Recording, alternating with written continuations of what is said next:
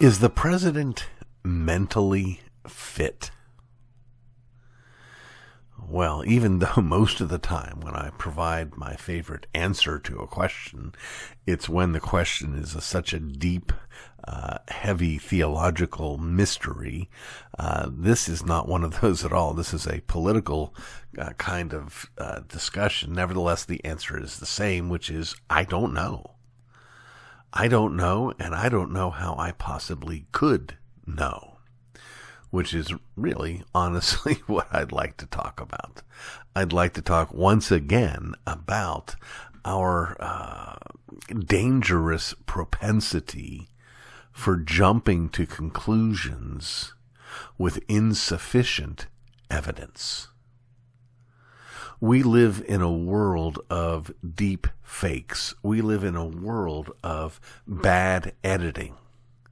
I can think of no better illustration of the latter than the virtual universal outrage over the students of Covington High School that was created by selective editing of video and a particular vantage point for the camera that made it look as if some high school kid was smirking and disrespectful and dishonoring toward an elderly Native American.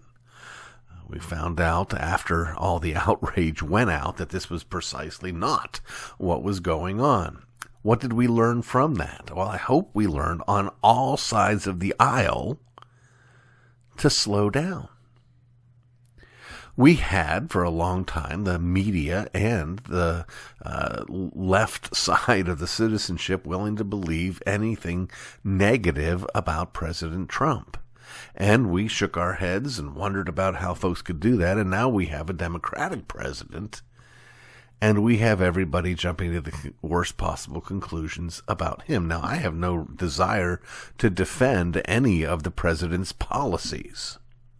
And I'm not here to argue that President Biden is mentally fit. I don't know. I can tell you, I get swayed by this stuff too. I saw film that very first day that he was in office when he was walking into the White House, presumably for the first time, and he says out loud, "Salute the guard."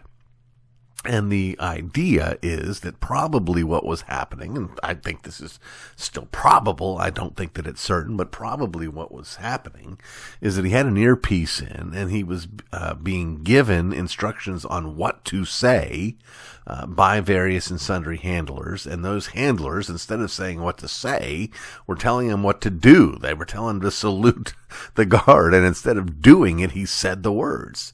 That's what it looked like. And I also watched the president's first and long overdue press conference and thought it was very, very heavily managed. There was no question of him being called to actually think on his feet. So again, I can see why we could jump to that conclusion, but I can also see, again, how our biases can distort our view of what happened. And I want those of us who are more conservative to not return tit for tat, but instead to have the integrity to be slow to reach these kinds of conclusions when we don't know. One thing we do know, and we see in spades, is that it's easy to manipulate media to make something seem like something it's not. And we also know that we're all bad enough that we might be tempted to do that for our own political gain, including conservatives. So let's be careful. Let's slow down. Let's not jump to conclusions. Let's wait for the conclusions to be reached naturally and reasonably. There's plenty of things to get hot and bothered about, get all uptight about with respect to the president. There's all sorts of things that you can be unhappy about and protest against. But let's not add the things that we don't know for sure. I know I'm a voice crying in the wilderness, and I'm probably not going to get very far, but if I can help you, that's a good thing. Let's slow down and let's not reach conclusions before we get there.